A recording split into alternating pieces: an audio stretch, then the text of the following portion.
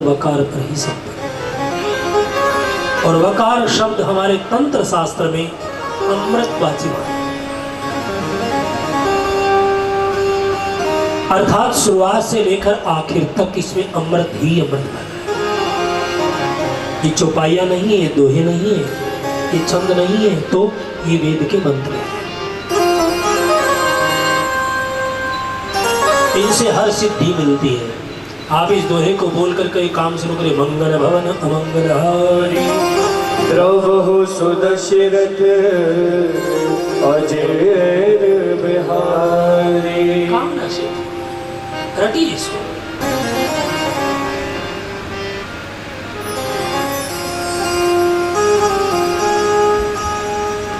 शुरुआत है वर्णानाम अर्थ संज्ञानाम रसानां छंदसामपि मंगलानां च कर्तारं वन्दे वाणी विनायक।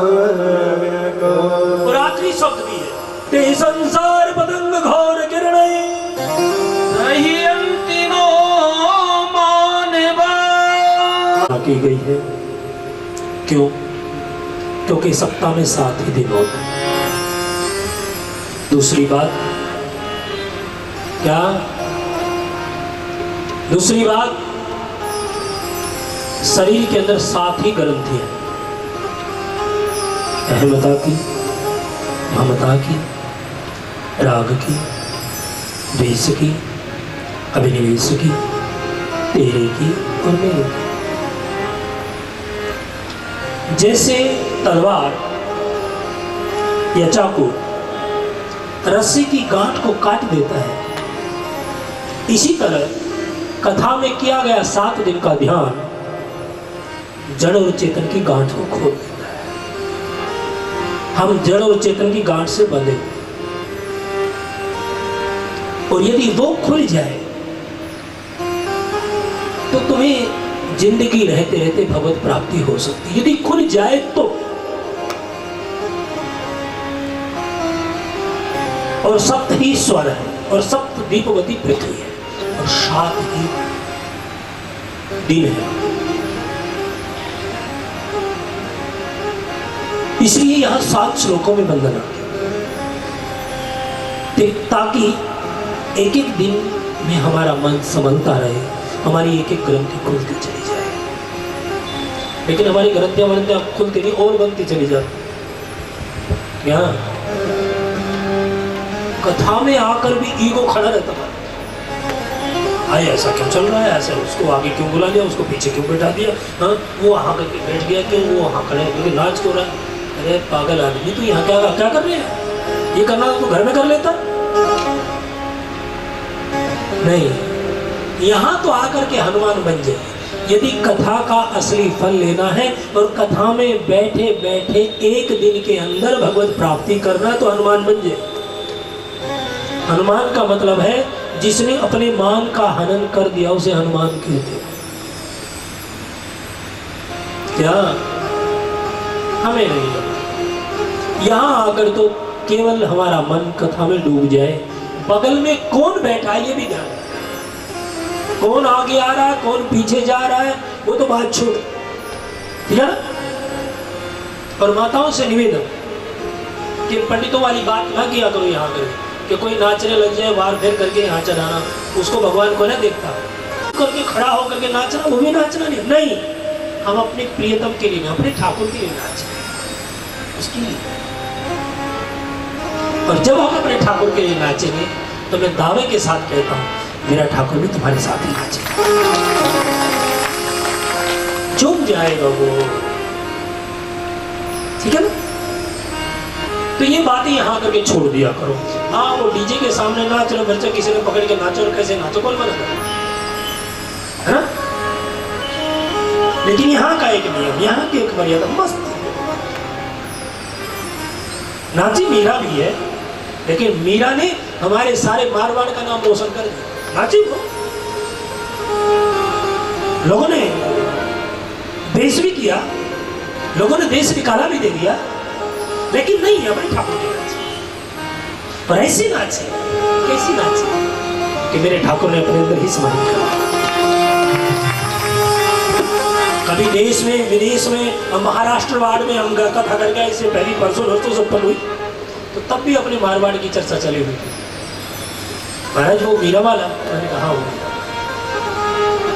वहीं जा रहे भैया। प्रीति हो तो ऐसी,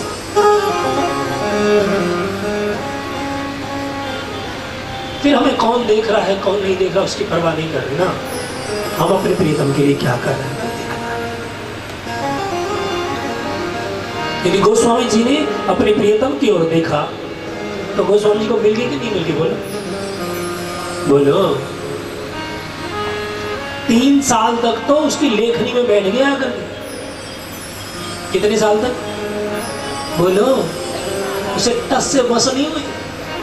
और जब गोस्वामी तुलसीदास की रामायण की चर्चा फैलने लगी महाराज, तो बड़े बड़े विद्वानों ने पेश करना शुरू कर दिया।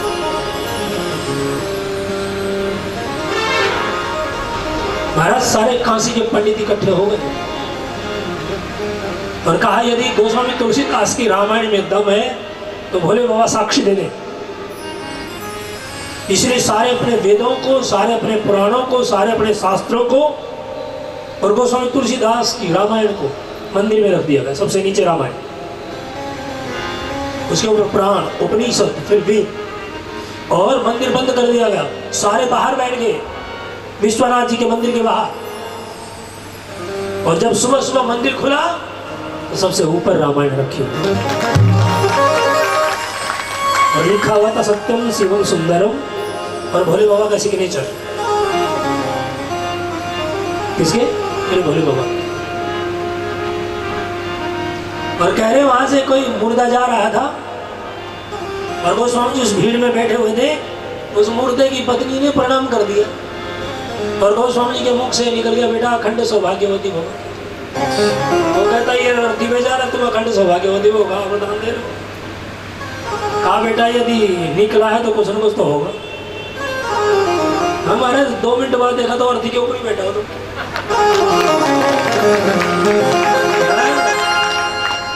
2 मिनट बाद बताइए। फिर तो और जेलसी हो गई। क्यों? सामने चमत्कार होगा, लोग और उसके पास भीड़ लगा कर। महाराज पंडितों ने जल्लादों को पैसे दे दिए मारने के लिए, इसकी रामायण को जला दो और इसको मार दो। क्यों? इसका आगे पीछे तो है ही नहीं कोई। इसलिए महाराज पैसे लेकर के जल्लाद मारने के लिए चले गए रात को। गोस्वामी तुलसीदास जी अपनी झोपड़ी में सो रहे थे, लेकिन झाको राखे साइया मार सके को बाल न बाका कर सके, जो जग में हो।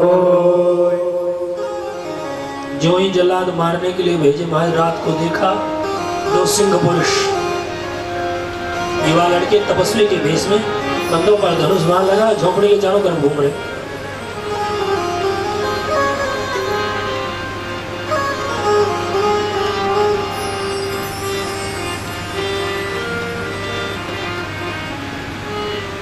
और जो ही उन पुरुष सिंहों को देखा, जल्लादों का मन बदला और वापस आ गए और जाकर के उनके पैसे रख दिए। और सुबह सुबह गोस्वामी तुलसीदास को मिलने के लिए चले गए झोपड़ी में। प्रणाम किया दोनों ने। गोस्वामी जी प्रणाम। कहिए बेटा कैसे पधारे? कहा जो 2 आपके रात को पहरा दे रहे थे उनके दर्शन कर रहे थे दोबारा। गोस्वामी जी को ने कहा भाई यहाँ खुद खाने का ठिकाना नहीं, मेरा पहरा कौन देगा? अरे खुद को खाने के लाले पड़े हुए यार। सुबह की रोटी मिल जाए, शाम की पता नहीं मिलेगी कि नहीं मिलेगी। तुम कह रहे हो पहरेदार रहेंगे। काहे के पहरेदार? झोपड़ी में लाइट नहीं है, दिया नहीं है, पर तुम पहरेदार की बात कर रहे हो। गोस्वामी जी क्यों झूठ बोल रहे हो? जिन पहरेदारों को देख करके हमारा मन बदल गया, एक बार दर्शन करा लो। रो पड़े दोनों जल्लाद। और स्वामी तुलसीदास ने कहा कैसे थे बता तो दो कि धनुष्मान कंधे पर लगे होते, गौर वर्ण का और एक श्याम वर्ण का। हाय रे मेरे गोस्वामी जी रो उठे। इसका मतलब मेरे राम लखन थे दोनों, रो पड़े। अपनी रामायण को बाहर निकाला और जल्लादों को देखते देखते झोपड़ी में आग लगा दी। किसने? गोस्वामी तुलसीदास ने। अरे मेरे कारण मेरे राम और लखन को मेहनत करनी पड़े तो ये झोपड़ियां करूंगा क्या? जला दी उसको क्या? झोपड़ी को आग लगा दी और रामायण को रख दिया अपने मित्र टोटल मल के घर में। क्या? टोटल मल के घर में रख दिया और अपने आप तीर्थ यात्रा की।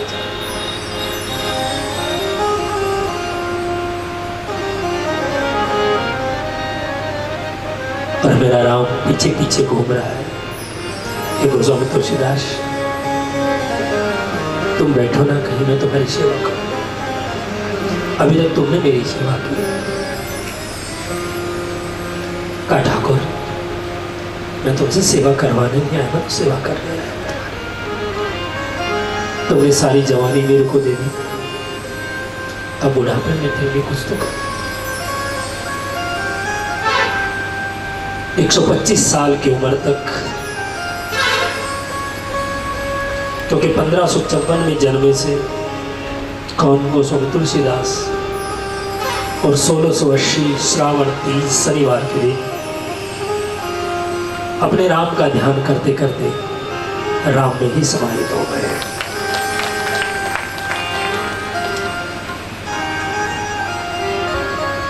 और बाकी सज्जनों, शरीर की 3 ही गतियां हैं।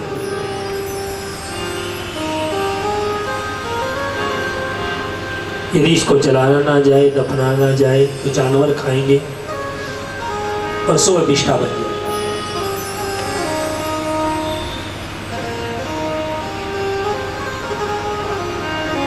यदि जला दिया जाए तो एक मुट्ठी भस्मी बन जाए और यदि दफना दिया जाए तो कीड़े बिल गए। चौथी गति है इनमें से। इसलिए हमें इस शरीर का सदुपयोग करना चाहिए। ये नहीं कह रहा कि घर का काम नहीं करना चाहिए। ये कर्म क्षेत्र है, कर्म करने आए हैं, लेकिन कर्म को ड्यूटी समझ के करना चाहिए। मरने मराने के लिए तैयार नहीं हो जाना चाहिए। कर्म को ड्यूटी समझ के करो और अपना धर्म समझो भगवत नाम को। वो हमारा कर्म है और ये हमारा धर्म है। हमने कर्म को धर्म बना दिया है और धर्म को कुकर्म बना दिया। ये काम करना, भगवत नाम लेना हमारा धर्म है, ध्यान रखना। कर्म करना हमारी ड्यूटी। इस तरह यदि जीवन को जियोगे तो कभी परेशान नहीं। दूसरी बात, गोस्वामी तुलसीदास के सामने रामायण ऐसे ही प्रकट हुई है जैसे कौशल्या के सामने राम प्रकट। यहां साफ लिखा है, वेद वेदे परे पुंसी जाते दशरथे हरो, वेद है प्राचीन आसित साक्षात रामायण आत्मा।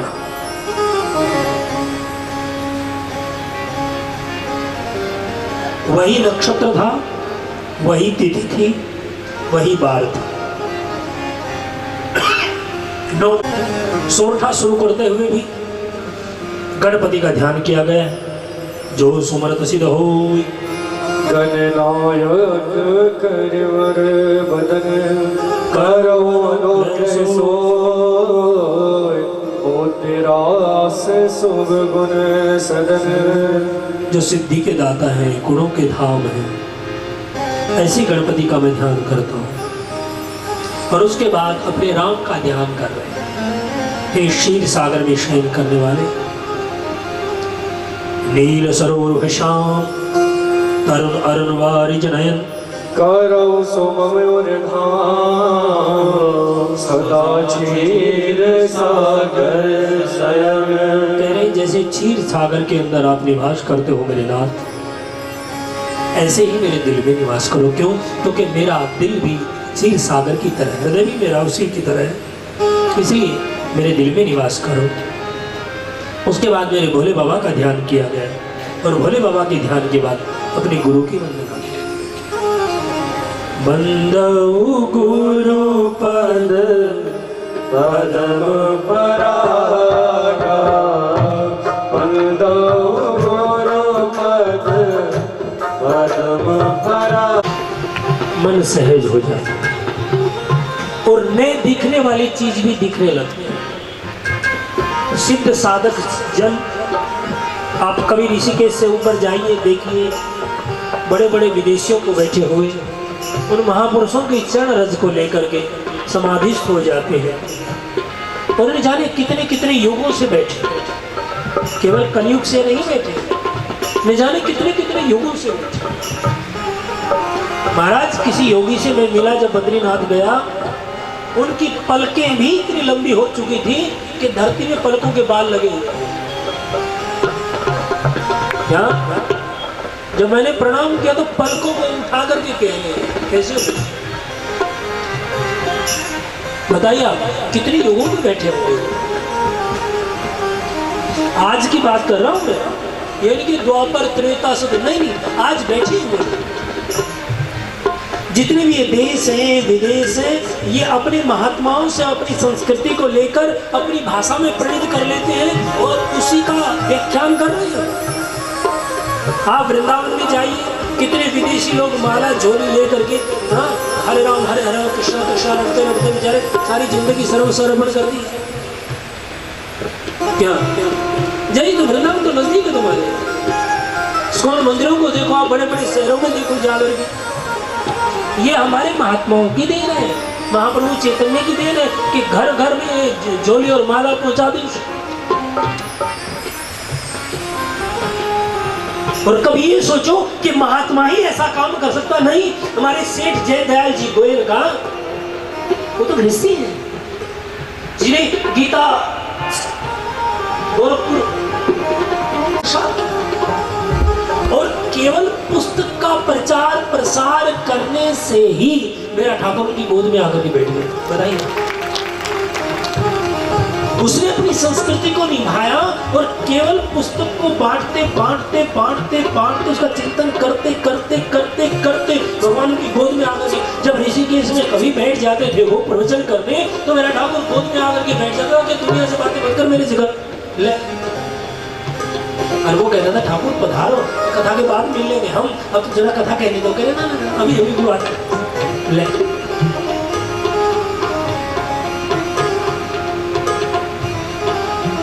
और जब उनके परिवार वालों से कभी कभार मुलाकात होती कथाओं के माध्यम से, तो महाराज वो भी उस रंगत में रंग गए। सुबह से लेकर शाम तक, शाम से लेकर सुबह तक उनको ठाकुर के अलावा उनका। और एक बात कहूं, जब तुम उसके बन जाओगे तो लक्ष्मी तो उसकी पत्नी अपने आप मेहरबान हो जाएगी। उसके लिए इतना मैनेजमेंट करने की जरूरत आ जाएगी। हम परेशान ज्यादा इसलिए ज्यादा हाय हाय के चक्कर में पड़े रहते। इसलिए भगवान ने कहता हर परेशान हो मुझे कि ठेका डाल उठा रखे तेरा,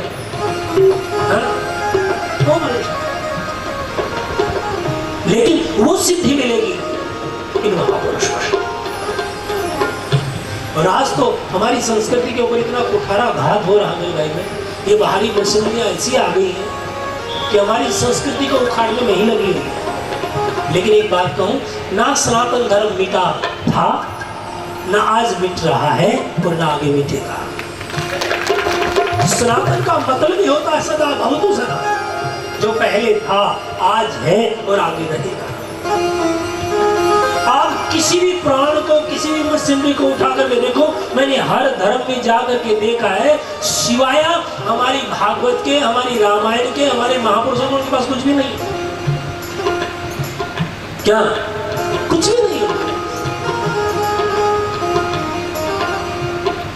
इसलिए हमारे महापुरुषों को वंदन करो। और गोस्वामी जी ने किया, उसके बाद ब्राह्मणों को वंदन किया गया है जो भूदेव कहलाते। वंदो प्रथम महीसुर चरना मोह जनित संशय सब हरना। सुजन समाज सकल गुण खान करो प्रणाम सप्रेम सुवानी।